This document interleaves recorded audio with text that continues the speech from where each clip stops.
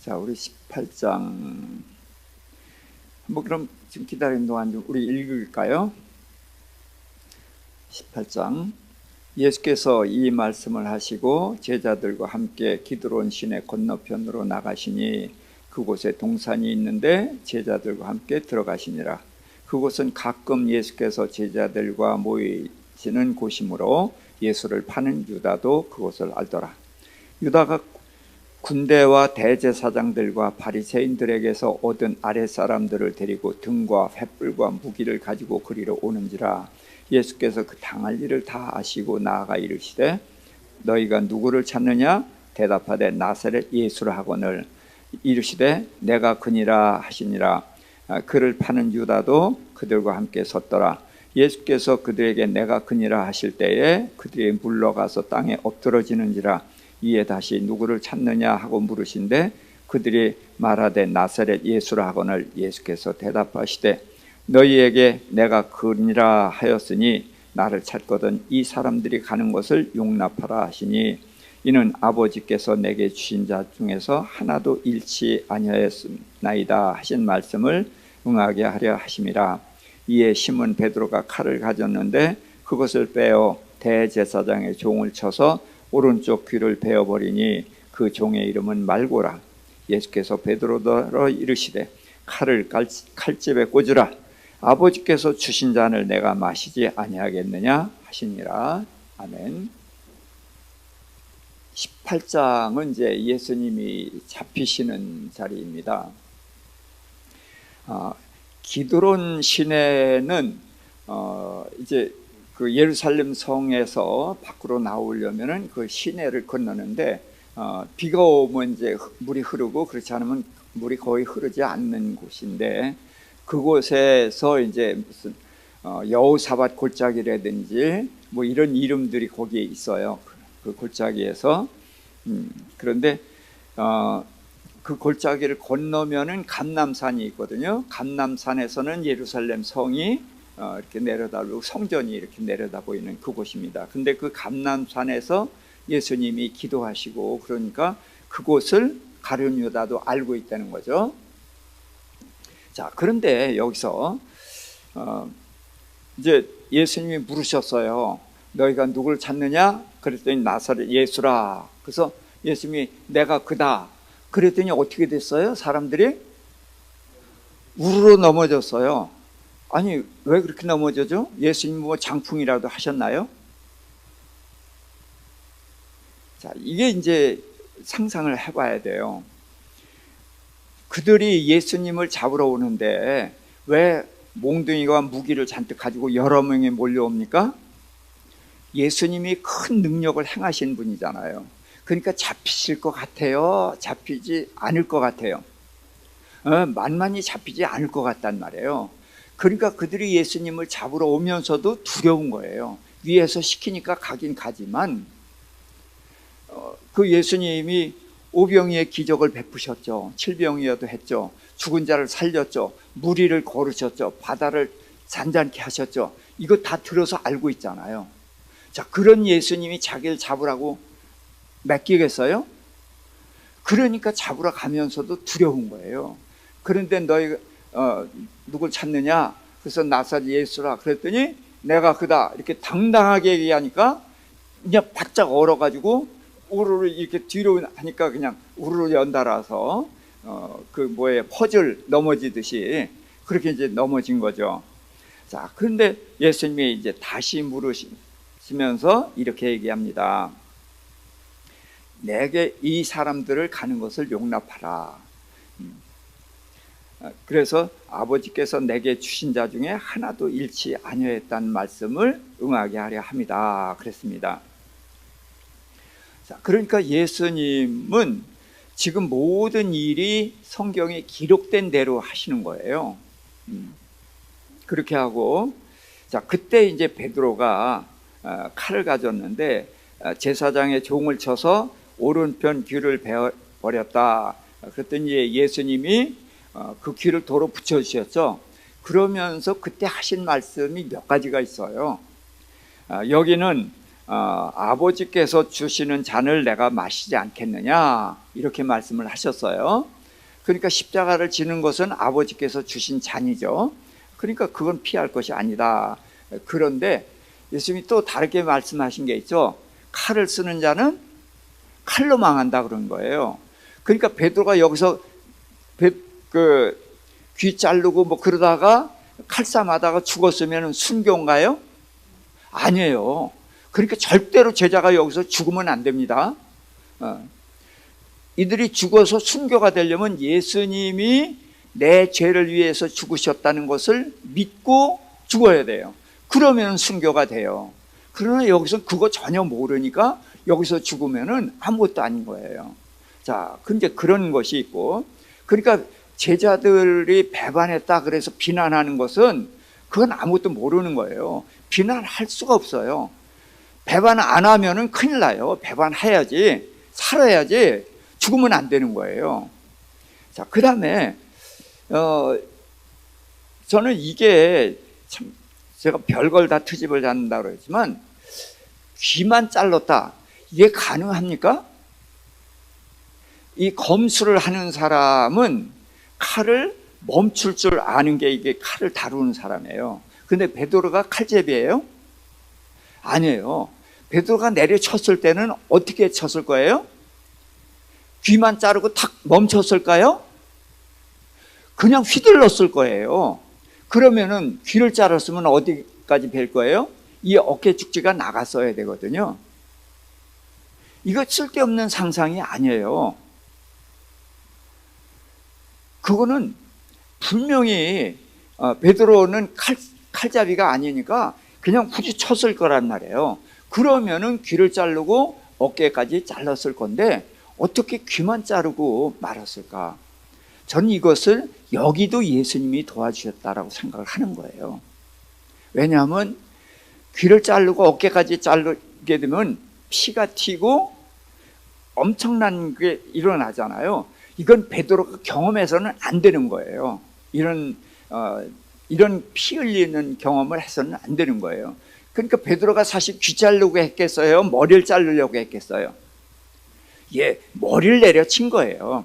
근데 예수님이 비켜가게 해서 귀만 자르게 하고 그것도 귀만 자르고 멈추게 하셨다. 저는 이런 주님이 이런 것까지 은혜로 베푸셨다. 저는 이렇게 생각을 합니다. 이게 뭐냐면은 우리가 경험을 하는 것이 다 중요합니다. 그래서 베드로처럼 예수님을 배반하는 경험도 필요한 거예요. 이건 필요한 겁니다. 그런데 이 성경에서 보면 경험해서는 안 되는 죄들이 있어요. 그래서 용서받는 죄가 있고 용서받지 못하는 죄가 있거든요. 그래서 루벤이 어떻게 했어요? 장남 루벤이 서모 침상에 올랐죠. 서모랑 동침했단 말이에요. 자, 그렇기 때문에 이 루벤은 버림을 받아요. 사실은 루벤은 그 형제 중에서 제일 뛰어난 사람입니다. 그리고 동생 요셉을 죽이려고 할 때 죽이지 못하게 막고 그 요셉을 아버지한테 돌려보내 주려고 하고 정말 배려가 깊은 그런 형이에요. 형만한 동생이 없다. 그런 말은 정말 루벤에 합당한 말이에요. 그런데 그 루벤이 그 서모하고 동침한 그것 때문에 버림을 받아요. 그래서 버림을 받는 것 성적이고 하극상 이거는 꼭 우리가 조심해야 되는 거예요. 그런 것처럼 베드로가 피 흘리는 그런 큰 일을 하지 않도록 주님께서 막아주신 것이다. 전 그런 생각을 하는 거예요. 그래서 우리가 예수님을 배반하기도 하고 뭐 여러 가지 경험도 해야 되지만 이제 음란한 일이라든지 성적인 그런 거라든지 그런 몇 가지는 절대로 해서는 안 되는 거다. 그거면은 그 흠은 씻을 수가 없어요. 그래서 예수님이 그래서 지켜주신 것이다. 저는 이렇게 생각을 해봅니다. 자, 그랬더니 이제 그들이 예수님을 결박해갖고 이제 누구에게로 갔습니까? 13절에 안나스에게 갔는데 안나스는 대제사장 가야바의 장인이다 그랬어요. 자, 예수님이 이제 여기서 제일 잡혀서 제일 먼저 간 데가 안나스인데 대제사장입니다. 대제사장이 여러 명이 있어가지고 이제 제비 뽑아서 누가 금년에 누가 대제사장 이렇게 이제 하는 거란 말이에요. 아론은 혼자 제사장이지만 이 당시는 이제 후손들이 많이 퍼졌으니까 이제 이렇게 하는 거죠. 그래서 몇 번 끌려 다니셨죠? 제가 한번 말씀드렸을 텐데, 예, 6번입니다. 6은 무슨 수예요? 짐승의 수, 마귀의 수, 사람의 수거든요. 7은 완전수, 하나님의 수고. 그래서 6번 끌려갔습니다. 그래서 요거는 꼭 아셔야 돼요. 제일 먼저 대제사장 장인되는 안나스의 집으로 갔고, 두 번째는 대제사장 가야바의 집으로 갔어요. 세 번째는 공회로 갑니다. 네 번째는 빌라도에게 가고, 다섯 번째는 헤롯에게 갔다가 다시 여섯 번째 빌라도에게 온단 말이에요. 그래서 쉬워요. 대제사장이 장인, 그 다음에 대제사장의 집, 두 번째는 공회. 자, 공회는 이스라엘의 최고 의결기관이거든요. 그곳에 갔다가 예수님을 죽일 권한을 가진 사람은 빌라도예요. 그래서 빌라도에게 보냈습니다. 그런데 빌라도가 알아보니까 예수님이 관할 구역이 헤롯이에요 또. 그러니까 헤롯에게 보냈더니 이제 예수님이 헤롯에게 말대꾸도 안 해주고 쌍무시하니까 도로 보내서 예수님이 6번 옮겨 다녔거든요. 그래서 이 6번 옮겨 다니는 것, 이게 이제 중요한 거예요. 의미가 있는 거예요. 자, 재판은 낮에 해야 되고요, 밤에 해야 돼요. 당연히 낮에 해야 되는데 밤에 합니다.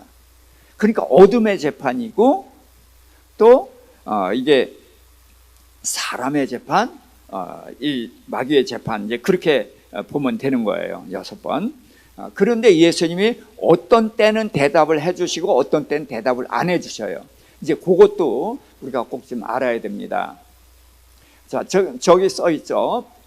불법 재판이다. 그래서 안나스, 가야바, 공회, 빌라도, 헤롯, 빌라도. 자, 근데 그때가 추운 거로 이제 베드로가 3번 부인하게 됐는데 18절에 보니까 그때가 추워서 불을 펴놓고 불을 쬐고 있었다 그랬어요. 그러면서 베드로가 예수님을 부인하게 되죠.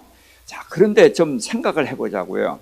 아니, 예수님이 지금 묶여 있고 침뱉음 당하고 주먹으로 맞고 뺨 맞고 피가 터지고 그랬단 말이에요. 그러고 있는데 제자가 불 쬐고 있으면 돼요, 안 돼요? 말이 안 되죠. 이건 제자가 아니에요. 근데 왜 불을 쬐느냐? 그걸 알아야 되는 거예요.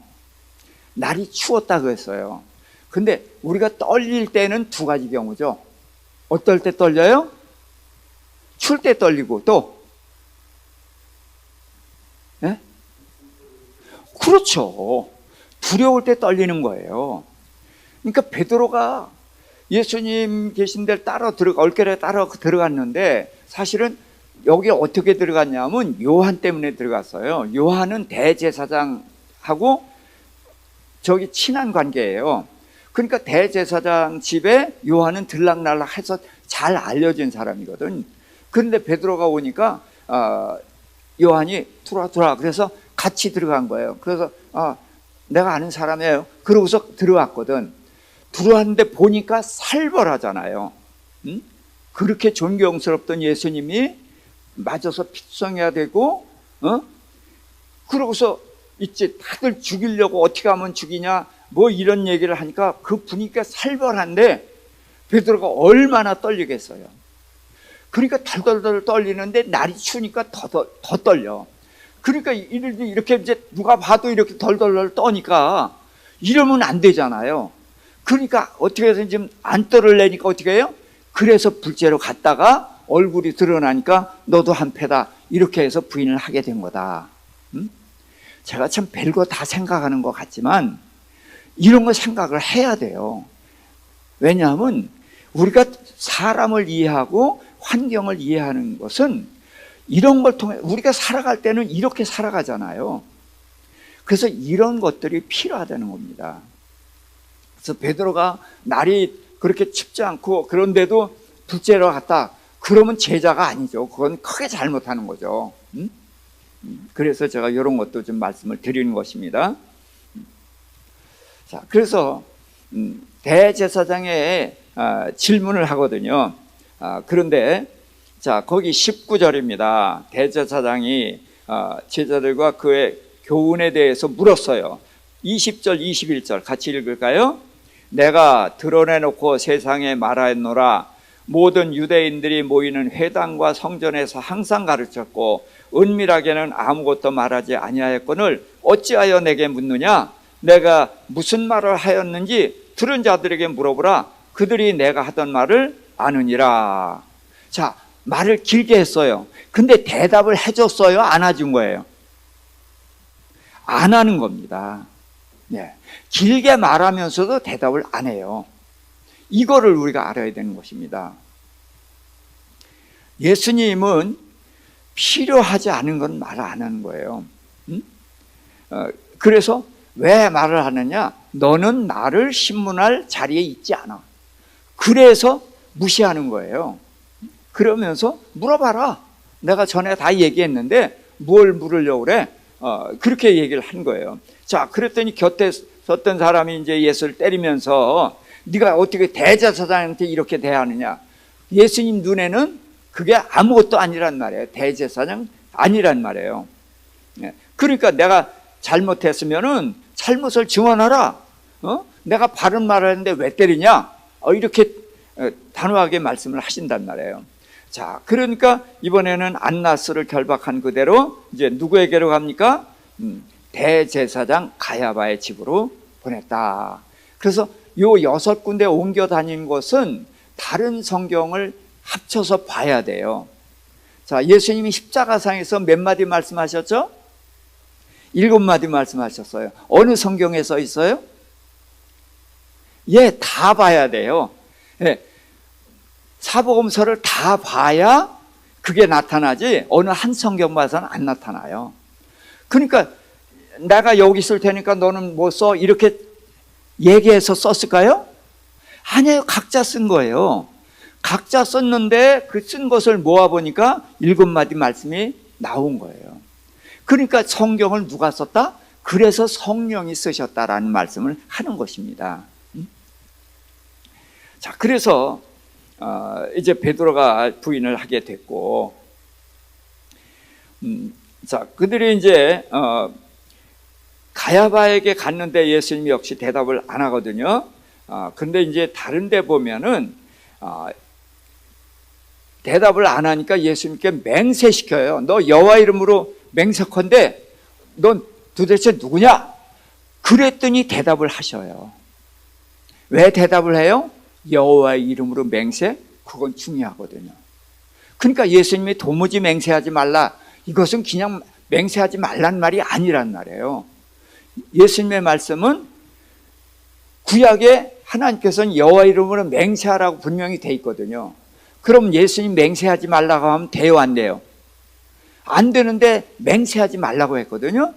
근데 우리는 어떻게 해요? 예수님 믿으니까 예수님 말만 들어요. 그러면 예수님은 구약을 말씀을 폐하러 오셨다면 말이 되죠. 그런데 뭐 하러 오셨어요? 완전케 하러 오셨어요. 그러면 그렇게 말하면 돼요, 안 돼요? 안 된단 말이에요. 그러니까 무슨 뜻이냐? 예수님이 도무지 맹세하지 말라는 것은 여호와 하나님께서 맹세하라, 내 이름으로 맹세하라는 말과 같은 거예요. 근데 우리는 그걸 같다는 생각 못하고 도무지 맹세하지 말라 그러니까 여호와 이름으로 맹세하면 안 돼, 그렇게 알고 있단 말이죠. 그러니까 우리가 성경을 모르는 게 이런 식으로 했기 때문에 모르는 거예요. 자, 그래서 제가 늘 이사야서 55장 8절 9절 이제 생각나죠? 내 생각은 너희 생각과 다르고 내 길은 너희 길과 달라서 하늘이 땅보다 높은 같이 내 생각, 내 길은 너희 생각, 너희 길보다 높다. 그러니까 예수님의 말씀을 우리가 못 알아들은 게 맞는 거예요. 그렇잖아요. 맹세하란 말과 맹세하지 말란 말이 어떻게 똑같아요? 다르지. 그러면 우리는 예수님의 말씀, 이게 도대체 뭔가를 알아가야 되는데 우리는 그냥 구약을 거의 안 보니까 맹세하지 말라고 그랬어요. 이거는 다 알아요. 근데 이게 안 거예요? 모르는 거예요. 그러니까 이렇게 성경을 알면 안 된단 말이에요. 제가 까다롭게 말씀드리는 것은 표피적인 말만 들으면 안 되고 그 속에 담긴 뜻을 알아야 된다는 거죠. 그래서 맹세하는데 베드로도 맹세했거든요. 예수님 저주하면서 맹세했어요. 모른다고. 왜 맹세했어요? 내가 살려고. 헤롯은 왜 맹세했어요? 내가 왕이니까 우쭐 대려고. 그러니까 맹세는 그렇게 하는 게 아니라, 맹세는 여호와의 이름으로 맹세한다는 것은 내 삶의 모든 가치 기준이 뭐다? 여호와 하나님 말씀이다 그거예요. 하나님이 내 모든 것의 기준이다. 그런 차원에서 살려는 거거든요. 근데 맹세들을 자기를 위해서나 뭐 쓸데없는 것 가지고 맹세한단 말이에요. 하나님의 말씀을 떠나서 맹세한단 말이에요. 그러니까 도무지 맹세하지 말라고 하신 거거든요. 근데 예수님 보고 맹세하니까 대답을 하셔요. 왜? 여호와 이름은 중요하니까. 그래서 이 하늘처럼 높은 뜻을 알기 위해서 우리는 복잡한 과정을 거쳐서 올라가야 돼요. 자, 그래서 이제 새벽에 이제 관정으로 갔다. 그런데 이제 거기 관정은 뜰이고 이제 재판할 수 있는 그런 자리입니다.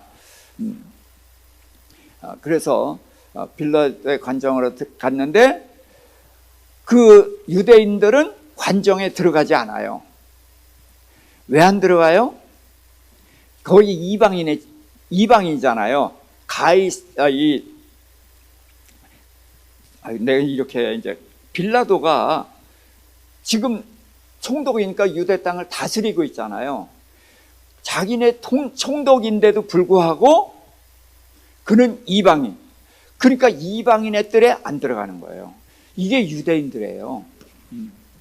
유대인들 그만큼 하나님의 말씀에 철저한 겁니다. 근데 뭐에 철저하냐? 표피적인 것에 철저한 거예요. 근데 예수님은 그 표피적인 걸 깨고 내용을 드러내는 거란 말이에요. 근데 유대인들은 이 내용을 드러내는 것을 보고 예수님이 율법을 범했다라고 말씀을 하시는 거거든요. 자, 그래서 이제 들어가지 않습니다. 자, 그래서 이제 빌라도의 신문과 예수님의 이제 대답인데, 자, 여기가 굉장히 중요합니다. 자, 이제 예수님을 끌고 오니까 너희가 왜 끌고 오냐? 너희가 재판해라. 그랬더니 우리에게는 권한이 없어요. 무슨 권한이 없어요? 사람 죽이는 권한이 없는 거야. 그러니까 그에겐 뭐예요? 죽이려고 왔다는 거예요. 자, 그러니까 빌라도가 이제 들어가서 묻습니다. 33절부터 시작. 이에 빌라도가 다시 관정에 들어가 예수를 불러 이르되 내가 유대인의 왕이냐? 예수께서 대답하시되 이는 내가 스스로 하는 말이냐? 다른 사람들이 나에 대하여 내게 한 말이냐? 자, 다른 데에서는 사복음서에 다 질문하고 답변을 하는데 내가 유대인의 왕이냐? 그러면 예수님께서 뭐라고 대답하다고 돼 있죠? 내 말이 옳도다 이렇게 돼 있어요. 이거 하나 확인을 해봐야 돼요. 앞에 누가복음 3장 23장 3절 누가복음 23장 3절 시작. 빌라도가 예수께 물어 이르되 내가 유대인의 왕이냐? 대답하여 이르시되 내 말이 옳도다. 자, 세 복음서 마태, 마가, 누가복음이 똑같이 기록했어요. 내 말이 옳도다. 근데 이 내 말이 옳도다 그러면은 내가 유대인의 왕이냐? 그럼 옳다. 내가 유대인의 왕이다. 그렇게 말한 거죠. 그런데 유대인들이 고소하길 뭐라고 고소했냐면 유대인의 왕이라고 했기 때문에 죽여야 된다고 고소를 했거든. 근데 내 말이 옳도다 그러면은 그 말 때문에 예수님을 죽여도 되죠. 왜? 지금 누가 유대인의 왕이에요? 예? 헤롯이지. 그 누가 세웠어요? 가이사가 세웠단 말이에요. 로마 황제 가이사가. 그런데 예수님이 왕이면은 어떻게 돼? 반역이죠. 그럼 반역죄로 죽으면은 예수님은 유죄로 죽는 거예요. 자기 죄로 죽어요. 그럼 우리 죄를 담당할 수가 없어요. 그러니까 요한복음은 다른 복음서를 다 보고서 이제 기록을 한 건데, 이렇게 하면은 이제 자기네들은 다 알지만 우리 같은 이제 이방인들이나 이런 사람들은 헷갈린단 말이에요. 그래서 예수님이 뭐라고 대답하셨는지를 요한복음 상세하게 기록을 한 거예요.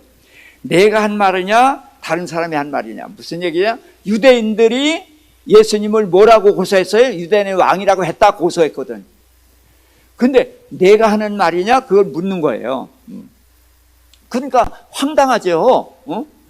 아니 피고가 죄인이 물으면은 대답하면 되죠. 어떻게 재판관을 신문해 거꾸로. 그러니까 짜증스러운 거예요. 자, 더 읽습니다. 35절. 내가 유대인이냐? 내 나라 사람과 대제사장들이 너를 내게 넘겼으니 내가 무엇을 하였느냐? 그러니까 다시 묻게 하는 거예요. 근데 예수님은 질문을 해서 빌라도로 하여금 확실하게 알게 하려는 거예요.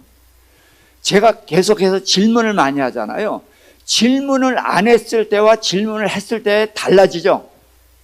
질문을 안 했을 때는 거기에 대한 생각이 없었어요, 되게. 근데 제가 질문을 하면 그게 뭐지? 하고 생각을 하게 된단 말이죠. 지금 빌라도는 무심히 질문했던 거예요. 그냥 유대인 왕이라고 그랬으니까. 근데 이거는 굉장히 중요한 거거든요. 그러니까 유대인이 한 말이냐 네가 한 말이냐. 그러니까 내가 유대인이냐 너가 무슨 일을 했기에 그러느냐 하고서 이제 관심을 갖고 묻는 거예요. 자, 36절 시작. 예수께서 대답하시되 내 나라는 이 세상에 속한 것이 아니니라. 만일 내 나라가 이 세상에 속한 것이었더라면 내 종들이 싸워 나로 유대인들에게 넘겨지지 않게 하였으리라. 이제 내 나라는 여기에 속한 것이 아니니라. 자, 예수님이 내 나라가 있습니까 없습니까? 있어요 없어요? 없어요. 다시 내 나라는 이 세상에 속한 것이 아니니라. 그러니까 내 나라가 있어요 없어요? 있어요. 근데 내 나라는 있긴 있는데 어디에 속하지 않아서? 이 세상에 속한 나라가 아니다. 만일에 내 나라가 이 세상에 속했다면은 지금 나를 위해서 나를 지켜줄 거다. 그러면서 이제 내 나라는 여기에 속한 것이 아니니라 분명하게 얘기했거든요. 그러니까 빌라도가 알아들었어요. 37절입니다. 빌라도가 이르되 그러면 내가 왕이 아니냐? 예수께서 대답하시되 내 말과 같이 내가 왕이니라. 네.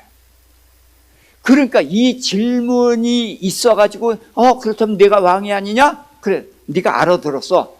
그래, 네가 지금 알아들은 그대로 내가 왕이야.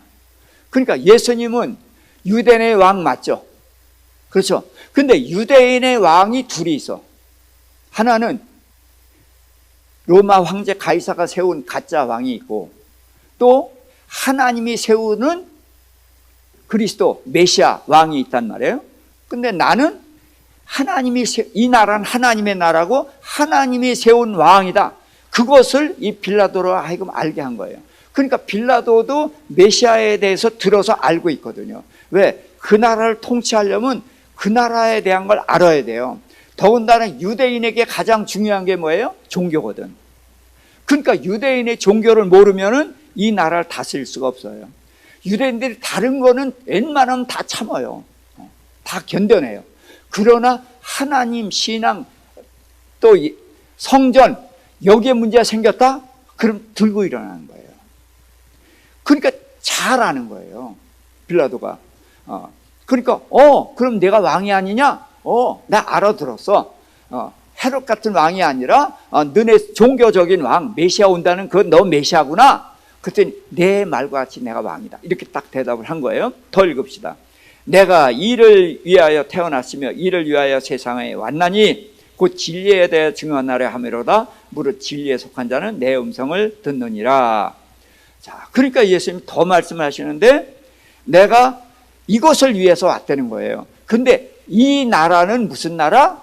진리에 대해서 증언한 거. 그러니까 하나님의 말씀에 대해서 증언한 거다. 그러면서 진리에 속한 자는 내 말을 듣느라 그랬어요. 그랬더니 빌라도가 뭐라고 했어요? 진리가 무엇이냐 하더라. 무슨 얘기예요? 빌라도에게는 진리는 중요해요? 중요하지 않아요? 진리가 반명해 주냐? 그 얘기예요. 진리가 뭐냐? 그러고서는 알아들었어요. 너 종교적인 그 왕이구나. 내가 그건 알았어. 그러니까 더 이상 들을 게 없어요. 진리가 뭐냐? 그건 뭐냐면 알고 싶어서 묻는 게 아니라 아니 그게 뭐가 중요하냐? 그런 뜻이에요. 자, 이 말을 하고 다시 유대인에 나가서 나는 그에게서 아무 죄도 찾지 못하였다. 그런 거예요. 알아들은 거죠. 빌라도가. 헤롯과 같은 그런 왕이 반역한 것이 아니다. 너희가 종교적으로 믿는 메시아라고 하는 그거다. 그러니까 그건 설사 메시아가든 아니든 그건 너희들 끌의 문제지 내가 재판할 문제가 아니죠. 그러니까 나는 죄를 찾지 못했다. 이렇게 얘기를 하는 거예요. 자, 그러면서 이제 우리도 이제 뭐 무슨 절기 때 되면 특사라는 걸 하잖아요. 그래서 이제 방면을 하죠. 그런 것처럼 이제 6월절 유대인의 절기 때도 이제 백성들의 마음을 얻으려고 특사를 한단 말이에요. 그러니까 빌라도가 이제 놓아주기를 원하는데 뭐라고 말하냐면 내가 유대인의 왕을 너에게 놓아주기를 원하느냐? 그래서 유대인의 왕이라고 얘기를 하는 거예요. 자, 그랬더니 이 사람이 아니라 바라바를 달라. 이제 이렇게 얘기를 하게 되는 거죠. 자, 그래서 빌라도가 죄를 찾지 못했다. 그래서 제가 죄라는 거에다가 이제 색깔을 입혔습니다. 왜 그랬냐? 빌라도가 지금 재판관이죠.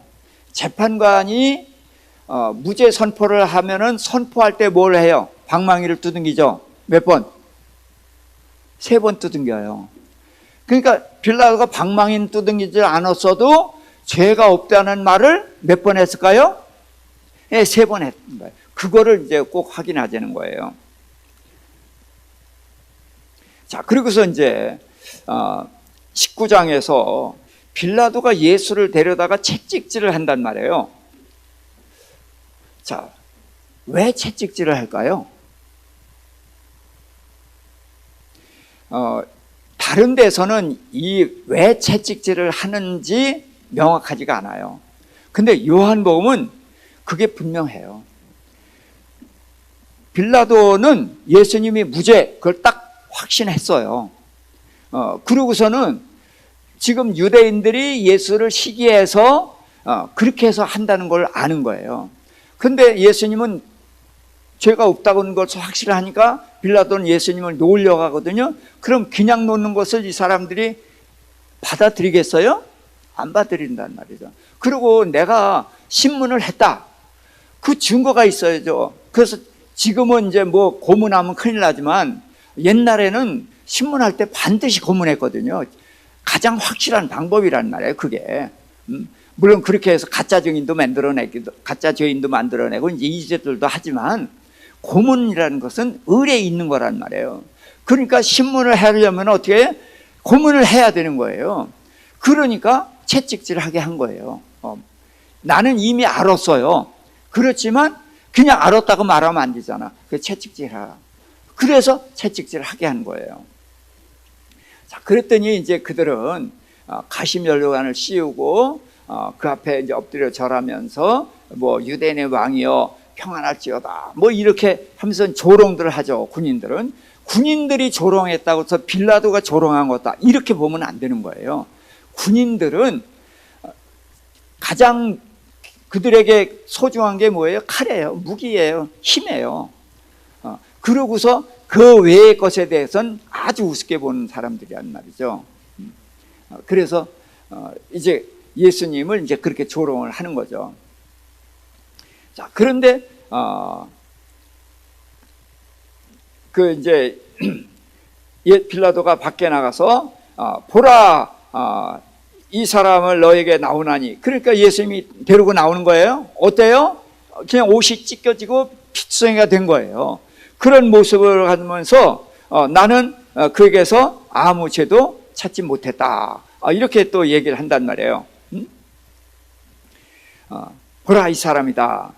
그랬더니 그들이 십자가에 못 박았어서 하고 외치니까 너희가 친히 데려다가 십자가에 못 박으라. 나는 그에게서 죄를 찾지 못했노라. 그래서 무죄를 3번이나 이야기한단 말이죠. 그랬더니 우리의 법대로라면 그는 사형이다. 왜 사형이에요? 자, 7절 읽읍시다. 이거 중요하니까. 유대인들이 대답하되 우리에게 법이 있으니 그 법대로 하면 그가 당연히 죽을 것은 그가 자기를 하나님의 아들이라고 했다는 거예요. 자, 그럼 유대인들은 하나님의 아들이라고 했다는 말은 들어서 기억을 하지만 하나님의 아들이라고 믿어요, 안 믿어요? 하나도 안 믿으니까 두려워하지 않는 거예요. 그런데 이 말을 들은 빌라도가 어떻게 했을까? 자, 8절부터 읽습니다. 빌라도가 이 말을 듣고 더욱 두려워하여 다시 관정에 들어가서 예수께 말하되 너는 어디로부터냐 하되 예수께서 대답하여 주지 아니하시는지라. 빌라도가 이르되 내게 말하지 아니하느냐? 내가 너를 놓을 권세도 있고 십자가에 못 박을 권한도 있는 것을 알지 못하느냐? 예수께서 대답하시되 위에서 주지 아니하셨더라면 나를 해할 권한이 없으렸으리니 그러므로 나를 내게 넘겨준 자의 죄는 더 크다 하시니라. 그리고 이러므로 빌라도가 예수를 놓으려고 힘썼으나 이렇게 되거든요. 자, 이 유대인들이 하나님의 아들이다라고 했는데 빌라도는 그 말을 듣고 어떻게 했다고요? 두려워했다는 거예요. 그는 예수님에게 범하지 못할 어떤 위험이 있는 것을 딱 느낀 거예요. 네가 한 말이냐? 유대인들이 한 말이냐? 하고 질문을 해올 때에 그러고서 그가 대답하는 말을 듣고 보니까 그는 분명히 왕이라는 거예요. 근데 그래서 진리가 밤에 그러냐? 그러긴 했지만 그가 하늘에 속한 나라의 왕이다, 메시아다 라는 말을 했다는 것을 인정한 거거든요. 그런데 하나님의 아들이라고 했다니까 빌라도가 이 말 때문에 진짜 두려워하는 거예요. 그러니까 빌라도는 예수님의 말을 믿어요. 근데 유대인들은 예수님의 말을 믿지 않습니다. 참 이런 걸 뭐라고 해요? 믿어야 할 놈들은 안 믿고, 안 믿는 빌라도는 믿는단 말이에요, 이 말을.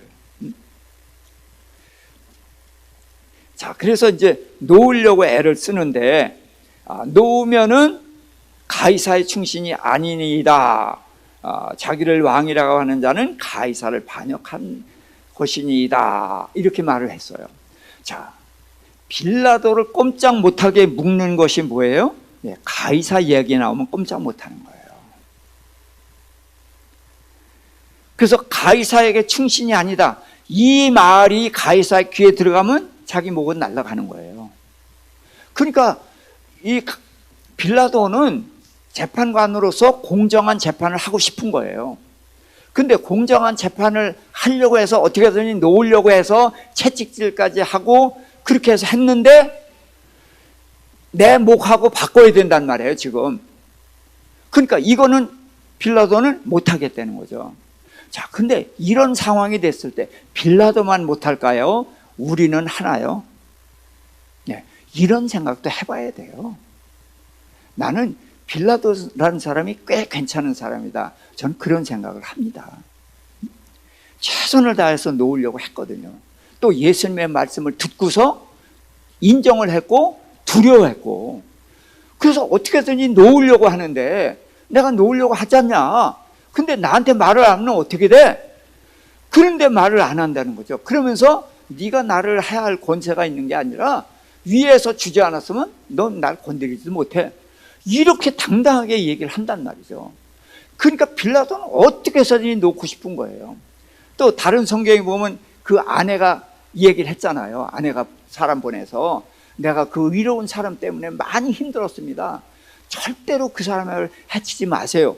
자, 그 말도 들었겠다? 예수님 말을 들어보니까 너무나 선명하거든. 그러니까 놓으려고 했지만 놓는 대가로서는 너무 크죠. 자기 목하고 바꿀 수는 없단 말이에요. 그러니까 이제 예수님을 내줍니다. 자, 그러고서 이제 재판석에 앉아서 이제 결정을 한 거예요. 이제 넘겨주기로 결정을 해가지고 재판석에 앉아서 이날은 6월절의 준비일이요, 때는 6시다 그랬습니다. 6시. 자, 6시면 몇 시죠? 자, 이 시간에 대해서 제가 말씀드렸는데 여기서 확실히 하셔야 됩니다. 유대인의 시간은 우리 시간하고 다르죠. 그래서 저녁 6시를 0시라고 보는 거예요. 우리는 자정을 0시로 보니까 우리하고 시간이 몇 시간 차이 나요? 6시간 차이 나요. 그래서 마태, 마가, 누가복음에서는 6시간을 더해야 우리 시간이 되는 거예요. 근데 요한복음은 로마 시간으로 기록을 했어요. 제가 말씀드렸어요. 그래서 로마 시간에는 더하면 안 됩니다.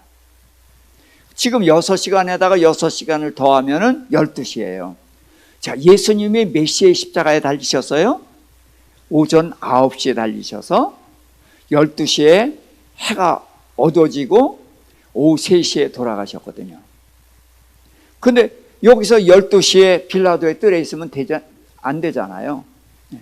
그러니까 요한복음은 우리가 쓰는 로마 시간을 쓰고 있다. 이거 꼭 기억을 하세요. 자, 그러면서 보라 너희 왕이다. 이제 빌라도는 그들을 조롱하기 위해서나 그래서가 아니라 그렇게 믿고 있는 거예요. 재판관으로서 얘기하는 거예요. 나는 이 예수를 유대인의 왕으로 인정한다. 재판관으로서 얘기하는 거예요. 재판관석에 앉았잖아요. 재판관으로서 유대인의 왕이다라고 한 거예요. 그러니까 없이 하소서 그를 십자가에 못 박으소서 그랬더니 내가 너희 왕을 십자가에 못 박으랴? 그래서 너희 왕이라고 끝까지 얘기를 하는 거예요. 자, 그랬더니 그들이 뭐라고 했어요? 대제사장이 대답하되 가이사 외에는 우리에게 왕이 없나이다. 이 말, 자, 여기 이제 더 뒤에 봐야 되는데요. 자, 예수를 놓으려고 힘쓰니까 이 사람을 놓으시면은 가이사의 충신이 아니다. 그 말에 이제 빌라도는 더 이상 할 수가 없었던 거예요. 이제 결정을 한 겁니다. 예수를 넘겨주기로. 그런데 재판석에 앉아서 너희 왕이다 그렇게 얘기했고 너희 왕을 십자가에 못 박으랴 이랬는데 가이사 외에는 우리에게 왕이 없다. 이 말이 굉장히 중요합니다. 자, 유대인들에게 왕은 누구여야 되나? 자, 여기를 확인하는 게 이제 신명기 17장이에요. 신명기 17장 14절, 15절. 신명기 17장 14절, 15절. 289쪽이에요. 읽습니다. 내가 내 하나님 여호와께서 내게 주신 땅에 이르러 그 땅을 차지하고 거주할 때에 만일 우리도 우리 주위의 모든 민족들 같이 우리 위에 왕을 세워야겠다는 생각이 나거든 반드시 내 하나님 여호와께서 택하신 자를 내 위에 왕으로 세울 것이며 내 위에 왕을 세우려면 내 형제 중에서 한 사람을 할 것이요 내 형제가 아닌 타국인을 내 위에 세우지 말 것이며. 그래서 왕을 세우는 기준 딱 두 가지 정한 거예요. 누가 세워야 돼요? 하나님이 세워야 돼요. 또 누구여야 돼요? 이스라엘 백성이어야 돼요. 근데 가이사는 누가 세웠어요? 자기네들 사람들이 세웠죠? 그리고 이방인이란 말이죠. 그러니까 이들은 가이사가 왕이라고 하면 절대로 안 되는 거예요. 근데 가이사를 왕이라고 했어요. 왜? 자기네 왕을 죽이기 위해서 가이사를 왕이라고 했어요. 그러니까 이 말을 책임져야 되는 겁니다. 이 말로 인해서 이제 심판을 받는 것입니다. 자, 그래서 가이사 외에게는 우리에게 왕이 없나이다. 그래서 이 말을 한 것 때문에 이들은 정말로 이들이 얼마나 엄청난 말을 한 건지, 예? 이게 말장난 이 정도가 아닌 거예요. 하나님의 백성이 아니라고 부인을 자기 입으로 한 거나 마찬가지니까요. 그랬더니 이제 그들에게 넘겨주었습니다. 그래서 이제 예수님을 십자가에 못 박는데 19절에 보니까 패를 써서 십자가 위에 붙이니 나사렛 예수 유대인의 왕, 이렇게 기록을 합니다. 그러니까 빌라도는 자기가 재판관으로서 최소한 석방해야 되는 것을 십자가에 못 박게 내주긴 했지만 재판 내용만은 분명히 하겠다는 거예요. 그래서 예수는 유대인의 왕이다, 나사렛 예수가 유대인의 왕이다, 그렇게 써붙인 거예요. 자, 그랬더니 이제 모든 사람이 읽는데 이게 세 나라 언어로, 세 가지 언어로 기록이 되어 있습니다. 뭘로 되어 있었어요? 히브리어, 로마어, 헬라어. 자, 그 당시 통용되던 언어는 헬라어입니다. 알렉산더가 문화 정책을 써가지고 온 세상을 헬라 문화로 아주 장악을 해놨어요. 그래서 언어도 헬라어가 전부 통용이 됐거든요. 로마가 지배를 하면서도 헬라어를 그냥 썼어요. 그래서 로마어로 성경을 쓴 게 없습니다. 그 당시는 헬라어로 쓰고 히브리어로 썼어요. 그런데 히브리어하고 헬라어로 쓰고 이 당시 로마가 지배하고 있으니까 로마어로까지 썼어요. 자, 이것을 우리는 이렇게도 볼 수가 있습니다. 로마는 힘으로 천하를 다스리고 있죠. 그러니까 육체적인 세계, 물질 체계예요. 물질 체계에서 예수님은 여전히 왕이라는 거죠. 그 다음에 헬라는 문화적인 것에서, 그래서 문화적으로도 예수님은 왕이다. 그 다음에 신앙적으로도 왕이다. 3개국 언어로 했다는 것은 이 세상 사는 길이 그 세 가지예요. 신앙으로 사는 길, 문화적으로 살고 물질적으로 살고 이러는데 이 예수님은 온 세상의 모든 것의 왕이다.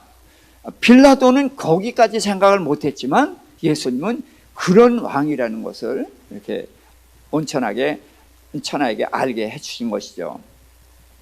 자, 그랬더니 유대인들이 또 시비를 겁니다. 그 앞에 자칭이라고 써붙이세요. 그랬더니 내가 쓸 것을 썼다. 이건 단호하게 하는 것입니다. 나는 쓸 것을 썼다. 내가 예수님을, 이 사람을 내가 죽게 내줬지만 이 사람은 너희 유대인의 왕, 너희가 기다리는 메시아 맞다. 나 그걸 인정한다는 거예요. 그래서 유대인의 왕이다. 그렇게 이제 한 것입니다. 그리고서 이제 그 예수를 십자가에 못 박고 이제 군인들은 어떻게 하냐면 이 옷을, 겉옷은 이제 이렇게 조각을 내 가지고 찢어서 나눠 가져요.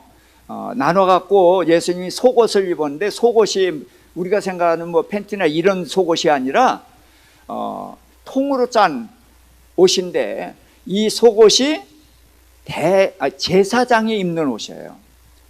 대제사장도 속옷을 입는 거고 그 아들들은 제사장들인데 제사장들은 이 속옷만 입는 거예요. 그래서 이 속옷을 입었는데 이것은 통으로 짠 거예요. 여자들 원피스 같은 옷이거든요. 그런데 예수님이 이 옷을 입었다는 것은 예수님이 지금 누구로 죽는 거예요? 어떤 신분으로? 제사장으로 죽으시는 거예요. 그러니까 요한은 이런 것들을 아주 상세하게 기록을 하고 있는 거예요. 요한은 예수님이 죽으실 때에 대제사장으로 죽으셨다. 그래서 자기 몸을 제물로 드리고 자기 몸으로 완전한 제사를 단번에 드렸다. 그것을 여기서 나타내는 것입니다. 그래서 그들도 그 옷을 찢지 않고 그대로 가졌어요. 제비 뽑아서. 그래서 이게 뭐예요? 시편에 보면은 내 옷을 제비 뽑나이다. 그런 것을 다윗이 기록을 해놨어요. 그런데 그게 바로 예수님의 옷을 제비 뽑게 하는 그거에 대한 기록이라는 거죠. 자, 이 통으로 짠 거 출애굽기 28장 한번 확인해 보십시다. 출애굽기 28장 32절입니다. 두 어깨 사이에 머리 들어갈 구멍을 내고 그 주위에 갑옷 깃같이 깃을 짜서 찢어지지 않게 하고 이 옷을 이제 통으로 짠 것입니다. 그래서 속옷을 이제 입어서 예수님이 제사장이신 것을 나타냈다. 자, 그리고서 이제 25절에 보니까 그 어머니와 이모와 글라바의 아내 마리아, 막달라 마리아, 어머니도 마리아죠. 그래서 여자들이 지금 이모와 지금 네 사람 얘기인데 마리아가 3명이에요. 그래서 제가 여자들인데 돌 던지면 아야 하는 사람은 마리아다. 그렇게 말씀드리는 게 옛날에는 뭐 저기 복순이 뭐 금순이 뭐 그런 이름이 흔한 이름으로 붙였듯이 여기 이제 마리아가 그렇게 흔한 이름이었죠. 자, 그때입니다.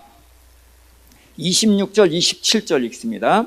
예수께서 자기의 어머니와 사랑하시는 제자가 곁에 서 있는 것을 보시고 자기 어머니께 말씀하시되 여자여 보소서 아들이니이다 하시고 또 그 제자에게 이르시되 보라 내 어머니라 하신대 그때부터 그 제자가 자기 집에 모시니라. 아멘. 자, 예수님은 지금 십자가 상에 묶여 있습니다. 못 박혀 있어요. 그런데 거기에 제자 중에서 유일하게 와 있는 사람이 요한이에요. 다른 제자는 다 도망간데 요한은 뭐 예수님을 특별히 사랑해서 왔다라고도 볼 수 있지만 요한은 누구도 해칠 사람이 없는 거예요. 대제사장하고 가까운 사이이기 때문에 전혀 두려움이 없으니까 맘 놓고 올 수 있었어요. 네, 그렇게 봐도 되는 것입니다. 자, 근데 예수님이 마리아를 보고 뭐라고 했어요?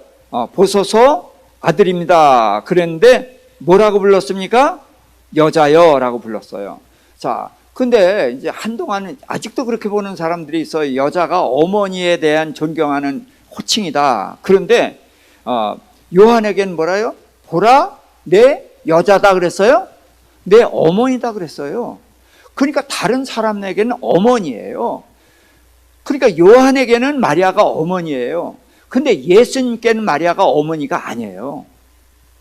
왜? 예수님은 여자의 후손으로 오셨거든요.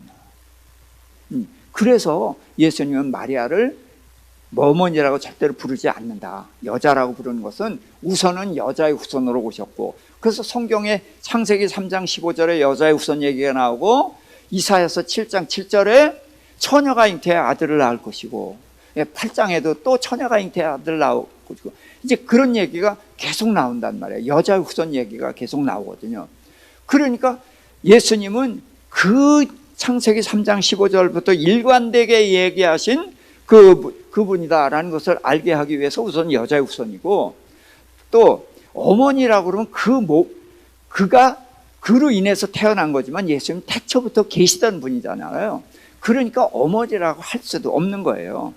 그래서 어머니라고 한 것이 아니다. 그래서 이제 그 요한에게 그렇게 얘기했더니 그날부터 요한이 마리아를 모셨습니다. 자, 근데 이게 이해가 되세요? 자, 예수님에게 동생들이 있죠. 자, 누구예요? 야고보. 또 제일 끝에 네 번째가 유다예요. 유다서 기록한 야고보 둘은 있어요. 그 다음에 시몬하고 또 누구 있더라? 예, 저도 잊어버렸네. 어쨌든 넷이 있어요. 남자가 넷이 있고 여자 누이 들 그랬으니까 둘 이상이 있어요. 그런데 자, 아들들이 모셔야 돼요. 이제 요한하고도 이제 뭐 좀 친척 정도 되는 것 같은데 친척이 모셔야 돼요. 당연히 아들이 모셔야 돼요. 근데 왜 아들 놔두고 요한에게 맡겼느냐? 자, 여기에 대한 설명을 못하면 큰일 납니다. 왜? 천주교에서는 마리아가 동정녀예요. 예수 낳고 처녀로 그냥 살았어요. 그러니까 자식이 없으니까 요한에게 맡기는 거 당연하죠. 네? 근데 자식이 있는데 왜 요한에게 맡겼느냐? 자, 그러니까 제자들은 요한은 믿지만 동생들은 안 믿었다. 그런데 동생들이 안 믿었어요? 부활하자마자 믿었어요. 그러니까 예수님 그것도 몰라요? 그러니까 그런 식으로 억지로 답을 만들어내면 안 되는 거예요. 모르면 모른다고 하고 답을 정말 찾아야 되는데 하늘처럼 높고 낮고 이거 생각을 하면서 생각해야 되는 거예요. 그래서 예수님이 제가 늘 말씀드려서 기억하시죠? 예수님이 이제 20장에 나오는데 자 20장 보십시다. 17절 시작. 예수께서 이르시되 나를 붙들지 말라. 내가 아직 아버지께로 올라가지 아니하였노라. 너는 내 형제들에게 가서 이르되 내가 내 아버지 곧 너희 아버지 내 하나님 곧 너희 하나님께로 올라간다 하라 하시니. 자, 예수님께서 부활하셔서 제일 먼저 만난 게 막달라 마리아예요. 근데 막달라 마리아에게 내 형제들에게 가라 그랬어요. 그 형제가 누구예요? 예, 제자들이에요. 근데 그 전에도 형제라고 하신 일이 있어요, 없어요? 없어요. 부활하셔가지고 형제라고 했단 말이에요. 자, 이거는 이렇게 생각해야 됩니다. 제가 창세기 공부하면서 이거 확실히 얘기를 했었을 텐데, 자, 하나님이 우리 사람을 자기 모양, 자기 형상대로 지었죠. 그래서 자기 모양, 자기 형상이 뭐죠? 다른 말로 아들입니다, 아들. 그래서 하나님의 아들이에요. 하나님의 자녀예요. 자, 그 다음에 수명은 영생했어요. 그 다음에 누가 함께 있었어요? 성령이 함께 있었어요. 이게 세 가지 꼭 기억해야 돼요. 하나님이 창조한 게 세 가지예요. 근데 죄를 졌단 말이에요. 죄를 져서 하나님의 아들이 마귀의 종이 됐고 영생하는 존재가 죽는 존재가 됐고 성령이 떠났단 말이에요. 뭐 때문에? 죄 때문에. 그러니까 죄를 짓자마자 하나님께서는 여자의 후손 보내실 것을 말씀하셨단 말이죠. 그러니까 여자의 후손이 뭐 때문에 오셨어요? 죄를 해결하려고. 그래서 십자가에서 죄를 해결했단 말이에요. 죄를 해결했으니까 마귀의 종이 된 제자들이 이제 뭐가 돼요? 하나님의 자녀가 되죠. 그러니까 형제라고 말을 하시는 거예요. 이게 하나님의 가족이 되는 거예요. 하나님을 아버지로 부르는 우리가 전부 하나님의 자녀가 된 거란 말이죠. 그거예요. 그래서 마리아에게 아들들이 있지만 그거는 이제 굳이 이제 다른 식으로 얘기하면 뭐예요? 죄인의 피로 맺어진 가족이죠. 가족은 피로 맺어진 거예요. 피가 섞여 있어. 하나의 피예요. 그런데 죄인의 피로 맺어진 거예요. 이게 가족이에요. 지금도 우리의 가족이 소중하지만 사실은 우리의 가족은 여기 땅에서 끝이에요. 천국 가면 해체예요. 끝나는 거예요. 그리고 우리 딸이 나보고 이제 오빠라고 할 거라고요. 네. 그게 천국이란 말이에요. 그러니까 예수님이 오셔서 한 말은 뭐냐? 이건 아니다. 이제부터는 하나님을 아버지로 모시는 하나님의 가족이 됐다. 이것같이 중요한 소식이 어디 있어요? 그래서 그것 때문에 얘기한 거란 말이죠. 예수님이 효자라 자기 어머니 맡겼다. 그게 세상 사람 얘기지 땅 얘기지 그게 어떻게 하늘 얘기예요. 예? 이런 식의 해석은 정말 큰일 나는 겁니다. 그래서 예수님은 이제 죄를 해결할 것이고 너희가 이제 하늘나라 가족이 될 것이다. 그걸 얘기를 한 거예요. 그래서 이제 거기서 그 제자에게 맡겼고 그때부터 모셨어요. 그러니까 이때는 그게 무슨 의미인지 알았을까요? 몰랐을까요? 당연히 몰랐죠. 어쨌든 예수님이 십자가상에서 마지막 유언으로 하실 말씀이니까 무조건 지켜야 되니까 그때부터 지킨 거예요. 그러고서 나중에 오순절 성령이 오니까 그제서야 이게 무슨 뜻인지를 아는 거예요. 그래서 이들은 모르면서도 이제 순종을 했던 것이죠. 자, 그리고서 이제 28절에 내가 목마르다 그렇게 말씀을 하셨는데 요건 제가 가상칠언을 따로 한번 말씀을 드릴게요. 요걸 여기다 그냥 조금 하는 것은 그래 의미가 없어요. 다음번에 할 때 그때 함께 말씀을 드리도록 하겠습니다. 자, 그래서 이제 포도를 주니까 예수님께서 다 이루었다 하고 머리를 숙이고 이제 영원히 떠나가셨다.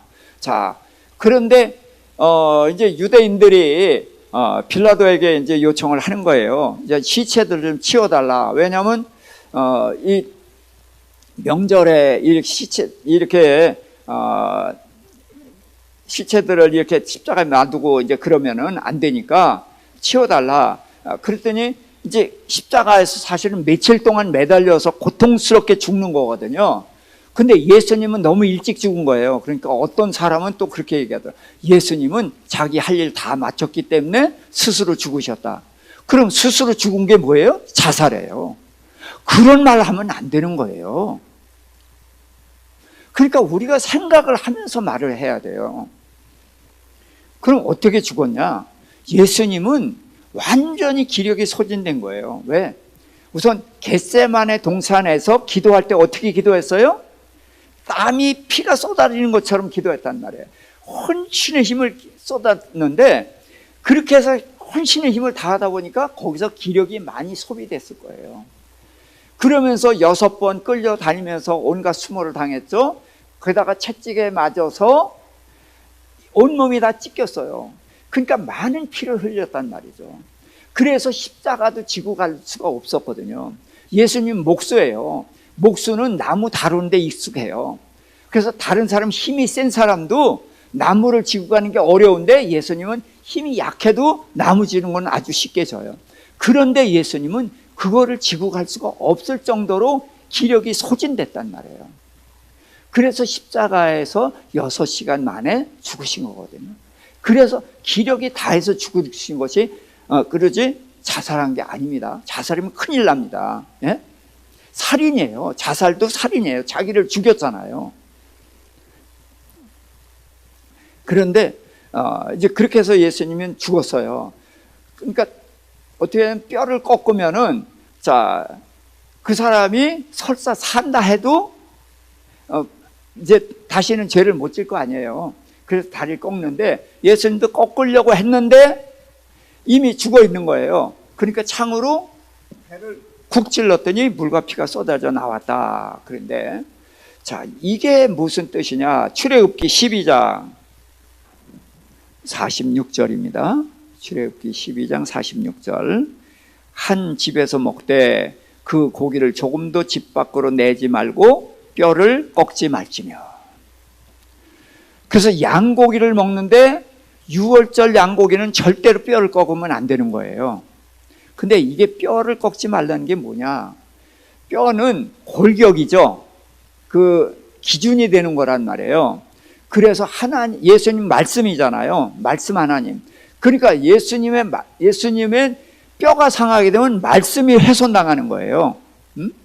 그렇기 때문에 예수님은 절대로 그게 훼손당하면 안 되는 겁니다. 그래서 뼈가 하나도 꺾이지 않았다는 성경을 응하게 한 거다. 그 다음에 또 다른 성경에 그들이 그 찌른 자를 보리라 하였느니라. 그래서 찌른 자를 보리라. 이게 이제 무슨 뜻이냐면요. 지금 찌른 자들이 예수님을 찌르고 뭐 그러면서 두려워하는 마음이 있었겠어요? 전혀 없었죠. 예수님을 십자가 못 박는 자들이라든지 그런 자들이 다 조롱하면서 그러고 했어요. 근데 그 사람들이 나중에 자기가 찌르고 못 박고 채찍질하고 조롱한 그분이 천하를 심판하러 오시는 왕으로 올 때에 그것을 본다는 거예요. 이때는 누구든지 다 깨어나거든요. 다 깨어납니다. 깨어나서 그 실상을 보는 거예요. 내가 그렇게 조롱하고 못 받고 찌르고 그랬던 그분이 심판의 주로 오셨을 때 얼마나 두렵겠어요. 그러니까 이들이 뭐라고 한다고 그래요? 산아 무너져라. 산이 무너지면은 어떻게 돼? 이번에도 저기 무슨 건물 그 쓰러뜨리는데 그게 무너지는 바람에 사람이 죽었잖아요. 자, 그러니까 우리는 그런 걸 피해야 되죠. 근데 산아 내 위에 무너져라는 게 뭐예요? 나를 없애달라는 거예요. 없애달라. 이 심판을 받을 생각할 건 너무나 두려우니까 산아 내 위에 쓰러져서 나도 가루도 없이 그냥 그렇게 좀 숨겨달라 이제 말하는 그런 뜻으로 이런 건데, 이런 것들이 다 예언된 대로 이제 된다는 것입니다. 자, 그때 아리마대 사람 요셉은 예수의 제자이나 유대인이 두려워 그것을 숨겼더니 이 일 후에 빌라도에게 예수의 시체를 가져가기를 구하며 빌라도가 허락하는지라 이에 가서 예수의 시체를 가져가리냐. 그래서 빌라도가 이제 빌라도에게 아리마대 사람 요셉이 시체를 달라고 그래서 장사 지냅니다. 이제까지는 그도 숨겼던 사람이에요. 예수님의 제자인 것을 숨겼던 사람인데, 여기서 공개적으로 나타났다는 것은 뭐예요? 나는 예수님의 제자다라는 것을 확신하는 거죠. 그런데 그러면 그 사람은 어떻게 돼요? 예수님이 부활할 거고 우리 죄를 용서하실 거고 알아요? 하나도 몰라요. 하나도 모르는데 나타납니다. 이게 뭐예요? 이게 신앙이라는 거예요. 신앙은 얻기 위해서만이 아닌 거예요. 자, 그 다음에 또 일찍이 예수께 밤에 왔던 니고데모도 몰약과 침향 섞은 것을 100리터쯤 가지고 온지라. 그래서 니고데모도 왔습니다. 언제 왔었죠? 전에 밤에 왔던 니고데모가 낮에 옵니다. 무슨 얘기냐? 니고데모는 왜 밤에 왔어요? 예수님이 하늘에서부터 내려온 분이라는 걸 아신 거예요. 알았어요. 근데 이분에게 내 인생 전부를 걸기에는 문제가 있어요. 그래서 그 문제를 해결하러 왔었단 말이에요. 근데 해답을 얻었어요? 못 얻었어요? 못 얻었어요. 그래서 7장에서도 아직도 관찰하고 있었어요. 해답을 못 얻은 거예요. 근데 예수님이 덕거덕 십자가에 죽으셨어요. 그런데 니고데모는 죽은 예수님 앞에 옵니다. 자기가 해답을 얻었을까요? 못 얻었을까요? 나는 아직도 못 얻었다고 생각을 합니다. 그런데 왜 나타납니까? 이분은 하나님으로부터 온 분이 분명하다. 그러고 자기 길을 갔구나. 그걸 인정을 한 거예요. 그것 때문에, 예수님 때문에 내가 뭘 얻는 게 있어요? 없어요? 하나도 없어요. 그런데 예수님이 하나님이 보낸 분이고 하나님이 보내셔서 자기의 일을 다 끝까지 갔다. 그걸 보고서 나타난 겁니다. 나도 하늘나라를 위해서 기꺼이 그 길을 가겠다는 거죠. 자, 그 다음에 아리마대 사람 요셉인데, 요거는 이사야서 53장을 찾아봐야 됩니다. 자, 9절입니다. 그는 강포를 행하지 아니하였고 그의 입에 거짓이 없었으나 그의 무덤이 악인들과 함께 있었으며 그가 죽은 후에 부자와 함께 있었도다. 그래서 십자가에 달려 죽을 때 양쪽 우편 좌편에 죄수들이 있었어요. 그리고 무덤에 들어갈 때에 아리마대 사람 부자 요셉의 무덤에 들어갑니다. 그래서 성경은 이게 하나님의 말씀인 거예요. 이거는 반드시 이루어지는 거예요. 그러니까 이런 것이 이루어지는 것을 보면서 우리가 이제 우리에게 요구하는 말씀들, 이런 말씀들이 믿어지지 않는다고 할지라도 우리가 이런 성경이 이루어지는 것을 보면서 우리에게 주신 말씀도 반드시 이루어진다. 그 믿음을 가져야 되는 거예요.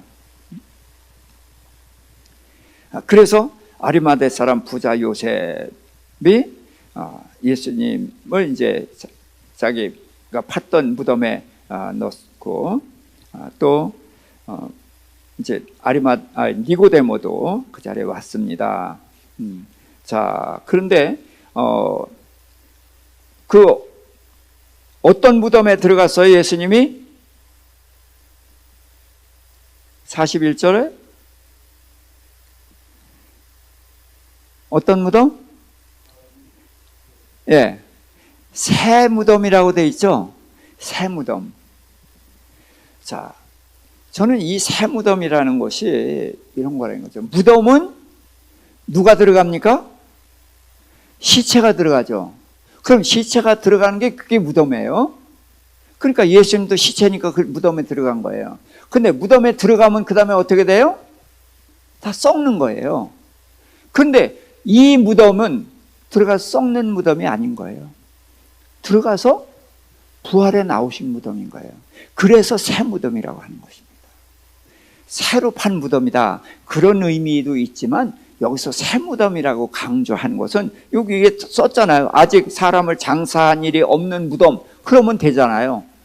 근데 굳이 새자를 써놨다는 것은 무덤의 의미를 얘기하는 거거든요. 무덤은 죽은 사람이 들어가는 것이고 그리고 썩는 것인데, 예수님은 죽어서 들어갔지만 썩는 게 아니라 부활해서 나오셨다. 그래서 새 무덤이라는 거예요. 그러면서 이 새 무덤은 예수님 혼자만 나오는 무덤이 아니라 우리들도 이 무덤에 들어가는 거예요. 우린 썩죠. 썩지만 나중에 부활해서 다시 나오는 것은 같단 말이에요. 그래서 예수님이 새 무덤을 시작하신 거예요. 그래서 우리에게도 이 새 무덤에 대한 소망이 있는 것입니다. 이걸 꼭 그렇게 봐야 되는 거예요. 그래서 이날은 유대인의 준비일이요 또 무덤에 가까운 거로 예수를 거기 두니라 그랬습니다.